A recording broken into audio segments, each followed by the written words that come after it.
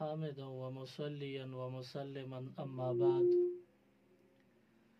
فأعوذ بالله من الشيطان الرجيم بسم الله الرحمن الرحيم النبي أولى بالمؤمنين من أنفسهم وأزواجه أمهاتهم صدق الله العظيم. قرآن پاک کی دا حضور علیہ الصلاۃ والسلام دا محبت ذکر اللہ تعالی کئی. اللہ تبارک و تعالی فرمائی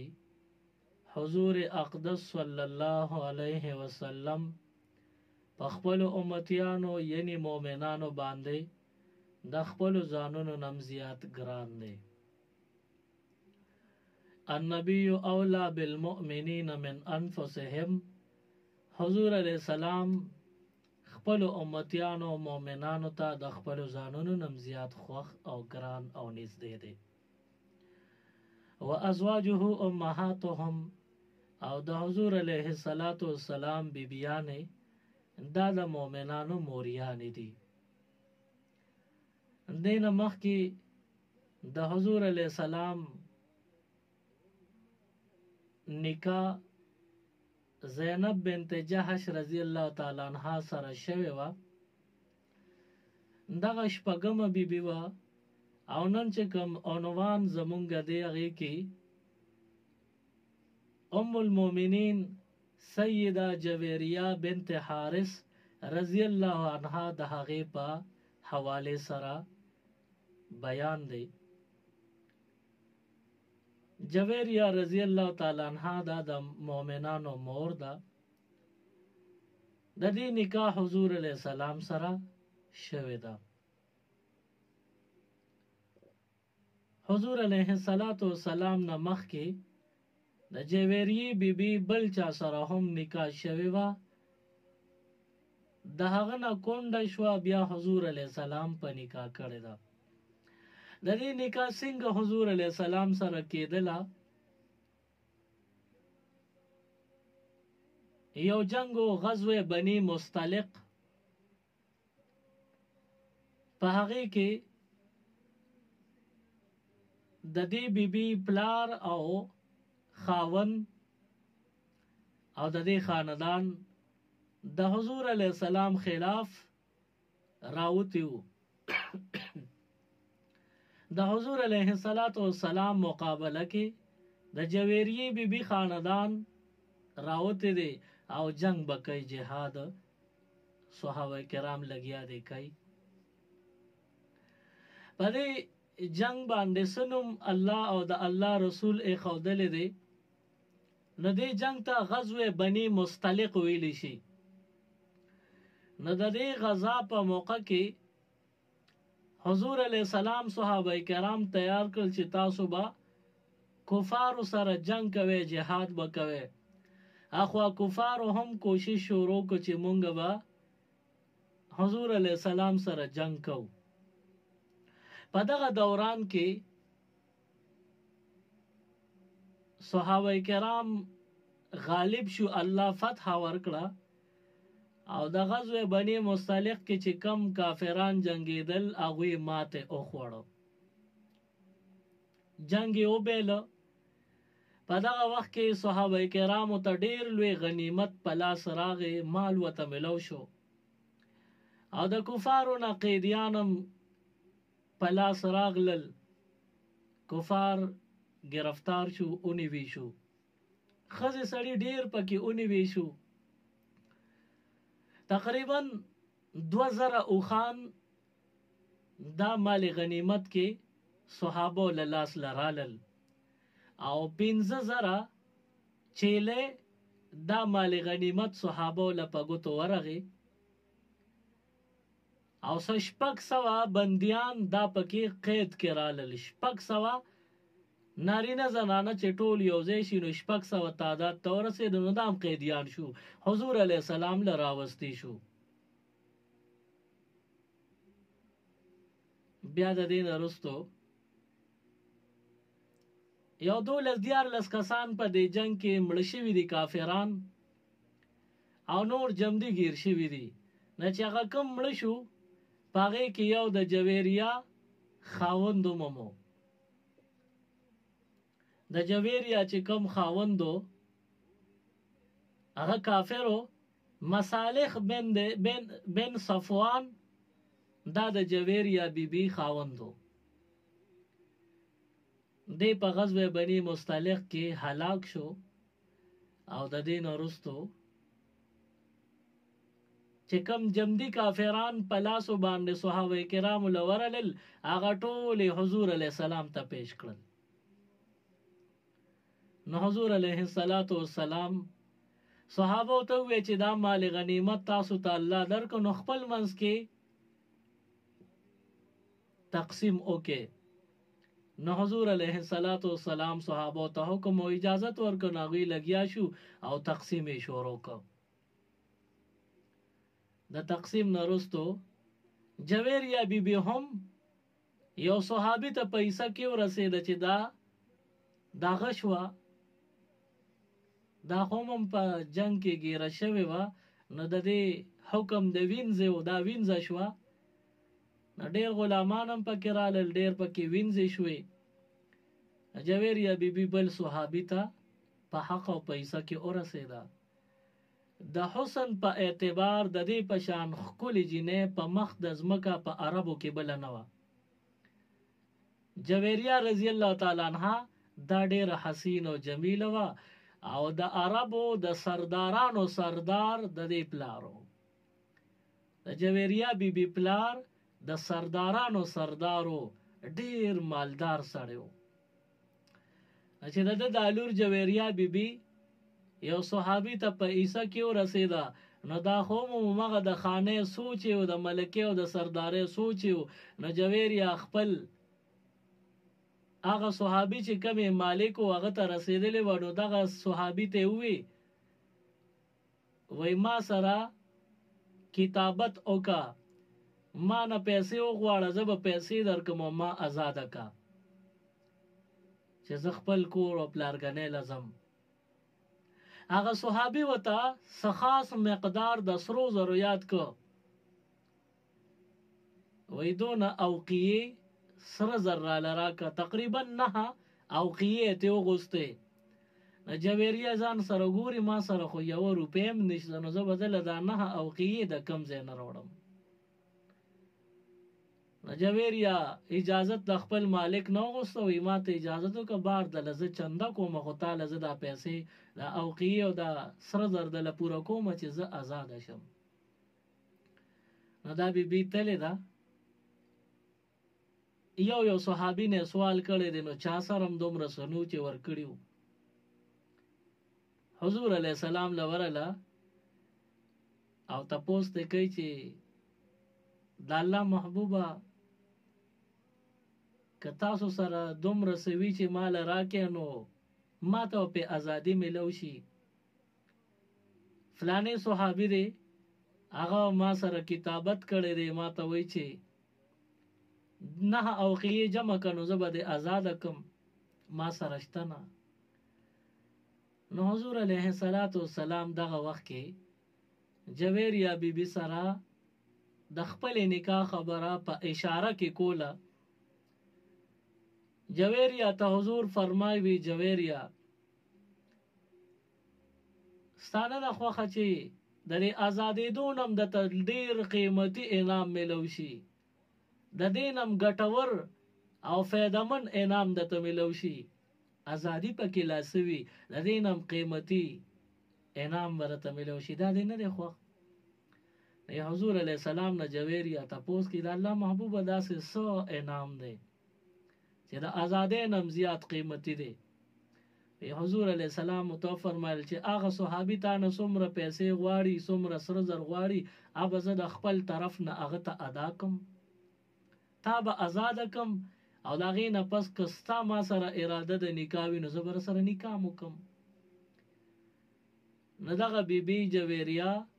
رضی الله تعالی عنها په دې باندې ډیره خوشاله شوه او د حضور اقدس صلی الله علیه وسلم د نکاح فرمان او پیغام دا یې په سر سترګو قبول کړی دی او یې فرمایل د الله محبوبه بس ما سره ته نکاح وکړه، زه به په دې خوشاله یم. جویریه بیبي فرمای وی دا حضور چې ماته د نکاح وینوي د دې نه مخکې زما د حضور علیه السلام سره د نکاح شوق او محبت و چې زه به څنګه د حضور په نکاح کې راشم. عمر یې 14 کاله دی، وړه جینۍ د ماشومه. وی یو ځل مې خوب لیده د دې کم جنگ کې چې دا قیدي شوې ده د دې جنگ نه 3 شپې مخکې مې یو خوب ولیده. وی شپه ده تیاره ده او د 14مې سپومې پورته په اسمان باندې ځلیږي او دا ټول اطراف یې رڼادار کړي دي، هر طرف ته رڼا چمک دمک دی، د سپومې رڼا چلیږي. او دا ټیم کې زه ګورم مخامخ مدینه منوره باندې د سپومې دا رڼا ټوله راخوره ده، غونډه مدینه چمکیږي ځلیږي. وی ناګانه هغه د سپومې رڼا د مدینه منورې نه را روانه شوه او زما په جولې کې را پرېوته، ټوله سپومې زما جولې ته راکوزه شوه، زما په بدن د پاسه سپومې راغله. وی چې دا خوب مې ولیده، وی د دې نه وروسته ما به وی چې خدای څنګه به د مدینې جانان حضور اقدس صلی الله علیه وسلم سره زما نکاح وشي. وی د دې خبرې خیالات به مې پیدا کېدل، د خوب تعبیر له چاله لاړم، هغې راته وی چې داسې ورځې را روانې چې حضور سره به دې نکاح کېږي.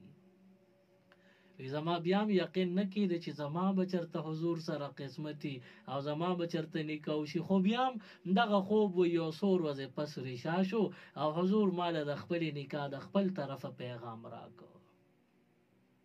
نو حضور علیه السلام سره د جویریه بیبي په دې طریقه باندې نکاح وشوله. دا وخت د جویریه بیبي عمر څومره و؟ نو د دې خپل عمر دغه وخت کې 14 کاله و او یو بل کتاب لیکلی دی چې 20 کاله و. بهرحال اختلاف پکې شته، خو یا 14 کاله یا 20 کاله د ماشومې جینۍ عمر چې دومره وي نو په دامره عمر کې غټې فیصلې څوک نشي کولی، دا بچګانه ده. خو دې له الله دومره پویه ورکړې وه چې د حضور سره یې مینه کوله او د حضور په حرم کې داخله شوې ده، د حضور په منکوحه بیبیانو کې شامله شوې ده.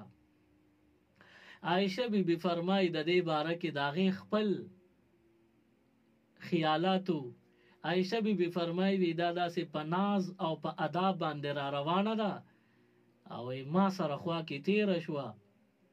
حضور علیه السلام سره به ملاویږي. وی چې ما سره تیره شوه زما اړه کې رالل چې خدای دې خیر کوي، د دې دا ناز او ادا او دا اندازې داسې لري چې دا به زما جانان زما نه علي دا به سره نکاح کوي.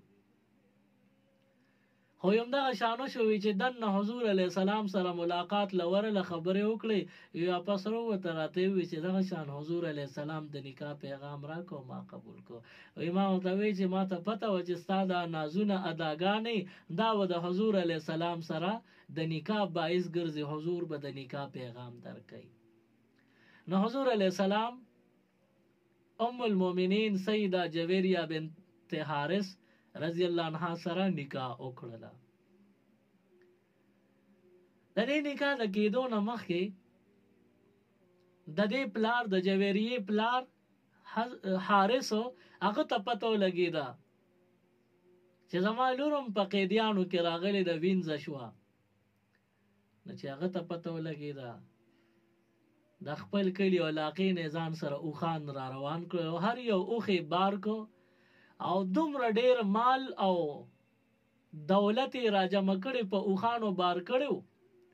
چې د هغې چا تصور هم نشو کولی، ډیر بې اندازې مال او دولت یې را روان کو. حضور علیه السلام دربار ته راغی او د جویریه پلار حضور علیه السلام ته وی د الله محبوبه زما لور ستاسو په جنگ کې قیده شوې ده او زه سردار یې یادېږم، د دې په وجه باندې زما د لور دا مقام نه دی چې دا دې وینځه پاتې شي، دا به زه تاسو نه ازادوم، ځان سره بوزم او دا قیمت او مال او دولت مې راوړی چې څوک څومره مطالبه کوي هغومره مال دولت ورکوم، زما لور کې ما ته را واپس کړئ، جویریه را واپس کړئ. حضور علیه السلام ته دا خبره د نکاح خو کړې وه خو لا نکاح نه وه شوې. نو حضور علیه السلام د جویریې پلار ته وایي لاړ شه د خپلې لور نه تپوس وکړه که هغه در سره تلل غواړي نو بې د قیمته سم د نه غواړو بس لور ځان سره بوزه ستا لور د مونږ ته انکار نه کوو او که د هغې مرضي د تلو نه وي نو بیا یې تنګومه نو د جویریه رضی الله عنها پلار ته خو پته وه چې زما لور به چېرته زما خبره ښکته غورځوي زما نه به انکار کوي ما سره د تلو نه به انکاري کېږي نو حضور ته د جویریه پلار وی اذا الله محبوبه چې زما لور ته د اجازت ورکړې د خپل حق فیصله نو بس دا خو ډیره خشوه په منډه ورغلې د لور نه تپوس کې یلوري دغه شان حضور علیه السلام له مال دولت راوړې دي او تاته نه آزادومه ستا قیمت ادا کومه خو حضور فرمایي مون قیمت او دولت د نه غواړو د لور نه اجازه غواړو که د لور د رضای د تلو نو لاړه دي شي مونږ به قیمته د سره پریدو او که رضای نه نو بیا ته تنګاومه بس پرېده چې پس رضای هغې رضا ته پرېده نو حارث خپلې لور ته دا قصه وکړه نو جویریه نه تپوس کوي لورې وایي زما سردارۍ ته به ګورې زما خوله به ښکته نه غورځې او زه د پلار یم زه راغلی یم زما عزت به نه خرابې ما سره به نن کور ته ځې وی جویریه لاندې کتل ناګانه سترګې راپورته کړې بابا ته مې بابا یې خو زما د حضور په خوا کې زندگی تیرول خوښ دی لہذا ته ما تنګومه ما باندې زور زبردستی مکوه او تا سره په زور زبردستی نشم تلی زما دلته د حضور علیه السلام په څنګ کې زندگی تیرول خوښ دی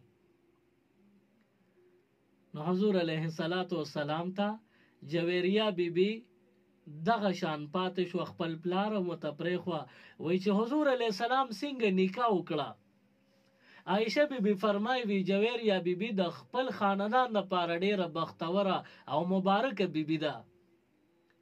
هغه څنګه مبارکه ده وی حضور علیه السلام چې څنګه جویریه سره نکاح وکړه او دننه په کمره کې دی په خپل خلوت خانه کې دی جویریه بیبي فرمایي ما حضور ته دومره مونوي چې زما د قام او د قبیله خلک په دې جنگ کې گرفتار شوي دي او قیدیان شوي دي هغه راته آزاد کړه زما د قام قبیله دي جویریه بیبي فرمایي ما حضور ته غږم نو کړی خو زما د تر لور زما خیمه ته دننه رااله هغه په دې جنگ کې قیده شوی و وی د تر لور راته وی چې جویریه مبارک شه وی ما ورته وی چې د سوم مبارکي راکوي راته وی چې ستا د واده او زمونږ د ازادۍ ما ورته وی چې زما خو حضور سره نکاح او واده وشو خو دا ستاسو ازادي څنګه وشوه ستاسو د ازادېدو سفارش چا کړی دی وی دغه د تر لور راته وی چې هېڅ هم زمونږ سفارش نه کړی چې ستا نکاح د حضور سره وشوه نو مونږ ټول ستا د قام او د قبیلې خلک یو ستا رشته دار یو نو دا مونږ چې یو نو دا د حضور خرګنۍ کې راځو وی صحابه کرامو یو بل ته بل ته وی چې دا جویریه بیبي د حضور منکوحه شوله زمونږ مور شوه نو د حضور علیه السلام خرګنۍ څنګه مونږ په قید و بند کې راولو لہذا دوی سره دا ظلم نه کو دوی ته مونږ ازادي ورکو وی ستا خاندان ټول د الله محبوب او د هغې صحابه کرامو آزاد کړی دی هغې د قیدیت نه ویستې دي د قید و بند نه ویستې دي عایشه بیبي فرمایي وی دا په دنیا کې واحد داسې بیبي وه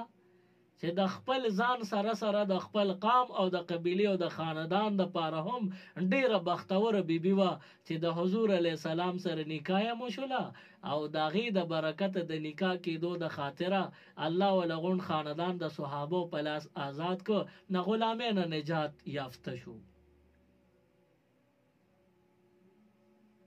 حضور علیه السلام سره د 14 کالو په عمر کې نکاح وشوه او دغه وخت کې د حضور علیه السلام عمر مبارک 58 کالو او یو کتاب لیکلی چې 57 کالو درې کم 60 کاله عمر یو د حضور علیه السلام عمر مبارک درې کم 60 کالو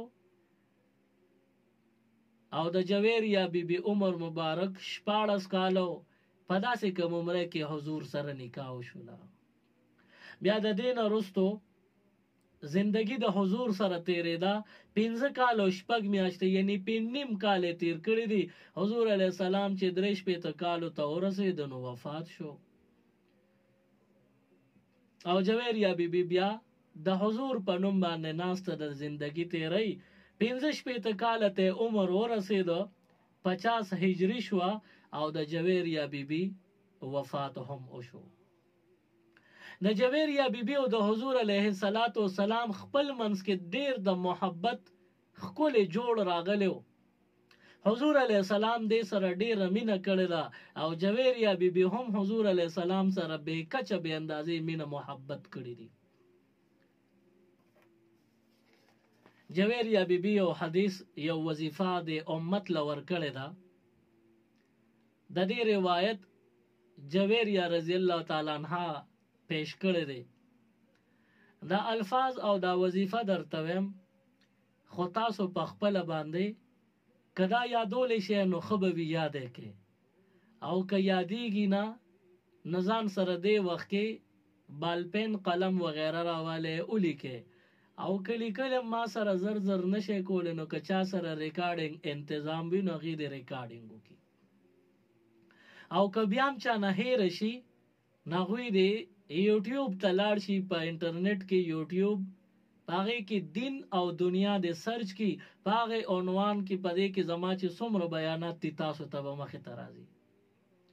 که دین او دنیا سرچ شو په هغې کې فرض که دا پیج درته رانغې دا چینل رانغې نو بیا یوټیوب کې هسې زما نوم مولانا سلیمان شاه نقشبندي ورکې نو بیا به تاسو ته دا وظیفه انشاءالله په اسانه باندې ترلاسه شي دغه چینل باندې چې تاسو سره څومره وظایف یا څومره زما تقریرونه تاسو وایئ چې بار بار هر نوې تقریر د مونږ ته میلاویږي په یوټیوب د په خپله نوټیفیکیشن په شکل کې راځي نو تاسو دغه چینل سبسکرایب کې او ورسره لایک هم کې او مخکې شیر کې تاسو ته به په خپله باندې بیا دا نوې بیانات نیټ ته چې دوی خېجئ هغه به تاسو ته میلاویږي ام المؤمنین سیدہ جویریہ رضی اللہ تعالی عنہ فرمائی وی حضور علیہ السلام د سحر منزل زما د کمرې نه لاړو او وی دغه ټیم زه په جانماز ناستم وظیفه مې کوله مونځ مې کړی وظیفه مې کوله د سحر بانګونه شوي تازه تیاره وه وی حضور علیہ السلام لاړو جومات ته او چې د جمعات کې انتظار وکړو مونځ یې وکړو د مانځه نه وروسته صحابه کرامو سره بعضې صحابه کرامو خوبونه او د هغې تعبیر غوښته هغه خبرې مو شوې چا وظایف غوښتل مختلف خبرې اترې وشوې وایي په دې کې نور راوخته او نور ښه پوره اوچت وخته تر دې چې د چاشتو ټیم تیر شو د اشراق ټیم تیر شو د چاشت ټیم شروع شو وای زه هماغه شان په جانماز باندې ناست یم او په دې کې دا کچه غرمه لګېدلې د حضور علیه السلام د جومات نه راغی وی چې حضور علیه السلام د جومات نه راغی وی چې زه یې ولیدم راته وی جویریه ته هماغه شان په جانماز باندې ناسته وظیفه کې څنګه چې زه تلم او ته ناسته وی وی ما ورته وی چې د الله محبوبه هماغه شان سار چې تلې او ما پرې زه په جانماز ناستم هماغه شان حالت کې اوس هم ناست یم پاڅېدلی نه یم او یو شان وظیفې کوم چې څونه وظیفې راځي هغه مې کولې وی حضور علیه السلام راته وفرمایل چې یو داسې وظیفه راته نه ښیم چې هغه وظیفه درې ځله ووې نو دا د سار مونځونو نه واله تر د ساختي د مونځه پورې څونه ټیم د وظیفه وکړه هغه درې ځله وظیفه دې وکړه د هغې نه به دا بهتر وي د سار د مونځونو نه تر د چاش د مونځه پورې یو شان د وظیفه کوله د دې نه بهتره به یو وظیفه راته وښیم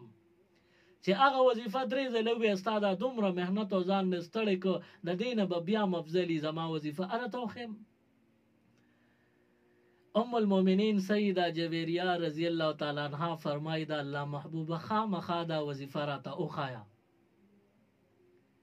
وی حضور علیہ السلام ورته فرمایل چې زه جومات کې یم او یو وظیفه د درې ځله مې وویله ستا د دې دومره ټیم وظیفې نه افضله ده بیا دې پې ثواب به ډېر کېږي که تا اوس وویله وی حضور علیہ السلام ورته وی چې هغه وظیفه دا ده سبحان الله وبحمده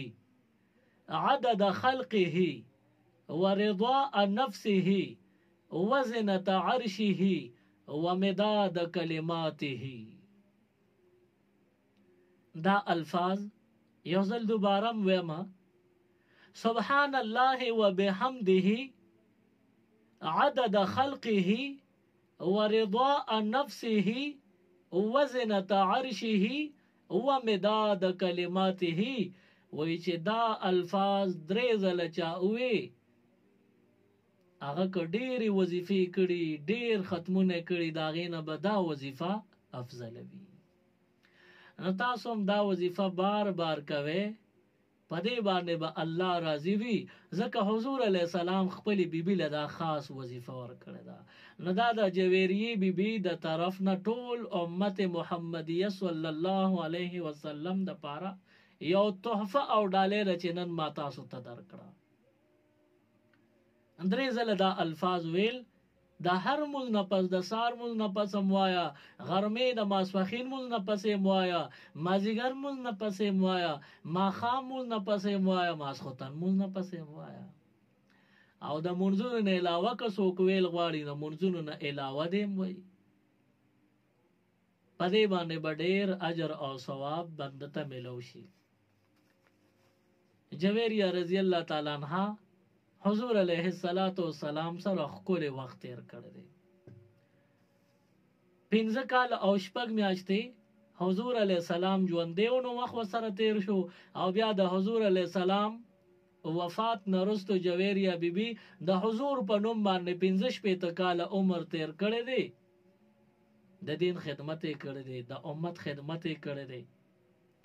او د هغې نه پس په 50 هجرۍ کې وفات شوه. او دا د امت دپاره ډېره المناکه واقعه وه چې جویریه بیبي وفات شوه. له دې جنازه مروان کړې ده. د مروان په دور خلافت کې دا وفات شوی، نو مروان